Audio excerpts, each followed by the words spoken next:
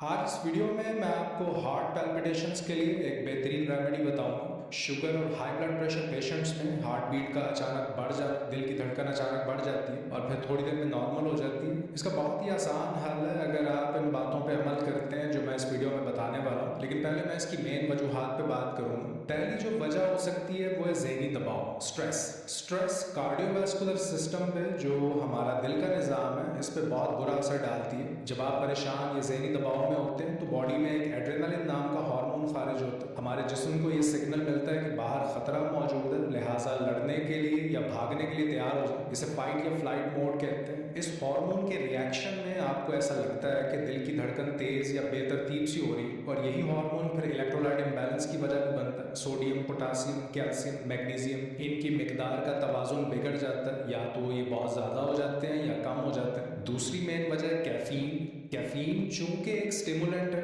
ये central nervous system को trigger करती है जिससे हार्ट रेट और ब्लड प्रेशर बढ़ जाता है। कैफीन खुद भी एड्रेनलिन हार्मोन को बढ़ाती है जिससे स्ट्रेस में इजाफा होता है। फाइट एंड फ्लाइट मोड का ड्यूरेशन और बढ़ जाता है। फिर एक रिलैक्सिंग न्यूरोट्रांसमीटर है बॉडी में जो मसल्स को, टिश्यूज को रिलैक्स करता है। आसान जबान में आप इसे केमिकल कह सकते हैं, इसका नाम है एडिनोसिन। कैफीन इस न्यूरोट्रांसमीटर को ब्लॉक कर सकती है जिससे बॉडी रिलैक्स नहीं हो पाती, तनाव में इजाफा होता है। तो कॉफ़ी का इस्तेमाल आप ज़्यादा ना करें। मैं खुद दिन में 1 कप से ज़्यादा कॉफ़ी नहीं पीता हूँ। अक्सर नौजवान, इवन मैं खुद भी कॉलेज के दिनों में बहुत ज़्यादा कॉफ़ी पीता था, लेकिन अब ऐसा नहीं। मुझे लगता है कि हमें दूसरों की गलतियों से सबक सीखना चाहिए। तो इससे पहले कि आपको कोई सेहत का बड़ा मसला हो, कॉफ़ी की मिकदार आप कम कर दें। तीसरी चीज़ है ग्लूटेन एक प्रोटीन है, ये गंदम में होती है और ये वाहिद प्रोटीन है जो जिस्म में हजम नहीं हो पाती, मैदे को मुतासर करती है और जो कुछ मैदे में हो रहा होता है वही दिमाग और दिल पे भी असरअंदाज होता है। ये सारे बॉडी ऑर्गन्स, दिल, जिगर, डाइजेस्टिव सिस्टम करीब करीब ही होते हैं, एक दूसरे के साथ कनेक्टेड होते हैं डायरेक्टली या फिर हार्मोनली।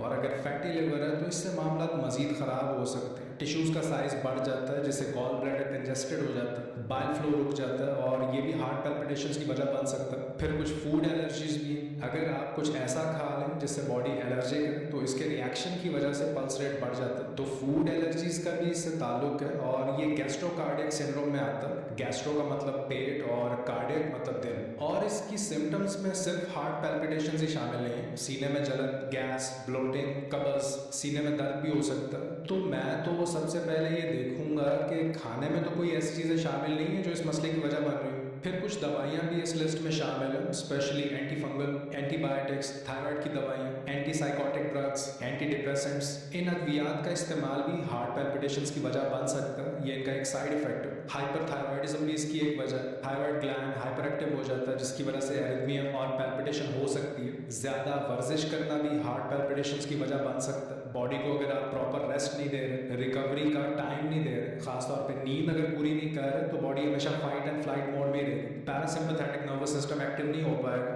और मैंने ऐसे लोग देखे हैं जिनकी सिर्फ इस रूटीन में चेंजेस लाने से ही मसला फिक्स हो गया। एक और आम वजह है मैग्नीशियम की कमी। जब किसी को एरिथमिया होता है तो जो एक आम वजह देखी गई है इनमें वो है मैग्नीशियम की कमी, और इसके बाद पोटासियम की कमी भी हो जाती है बॉडी में। ज्यादातर हार्ट पैल्पिटेशन के केसेस में 66% मैग्नीशियम की कमी नोट की गई है। शायद इसलिए कि लोगों ने अब सब्जियां और सैलड खाना कम कर दिया। सब्ज पत्तों में जो क्लोरोफिल होता है इसमें मैग्नीशियम की एक बड़ी मिकदार पाई जाती है। जिस तरह हमारे जिस्म में ब्लड है इसी तरह पौधों में क्लोरोफिल और सब्ज पत्तों वाली सब्जियां खास तौर पे मैग्नीशियम का एक बड़ा सोर्स है। एक एवरेज इंसान को एक बड़ा बोल सैलड का तो ज़रूर खाना चाहिए। अब जो खाना हमें दिया जा रहा है उसमें रिफाइंड ऑयल्स, रिफाइंड कार्बोहाइड्रेट्स और शुगर की भरमार है। मैग्नीशियम ना होने के बराबर है और हो सकता है कि आपके ब्लड टेस्ट में भी मैग्नीशियम लेवल नॉर्मल नजर आए, लेकिन 99.8% जो मैग्नीशियम है ओवरऑल बॉडी में वो सेल के अंदर होता है, ना कि ब्लड में। फिर अगर आप ब्लड प्रेशर और शुगर की दवाइयाँ ले रहे हैं तो ये भी मैग्नीशियम की कमी कर देती है।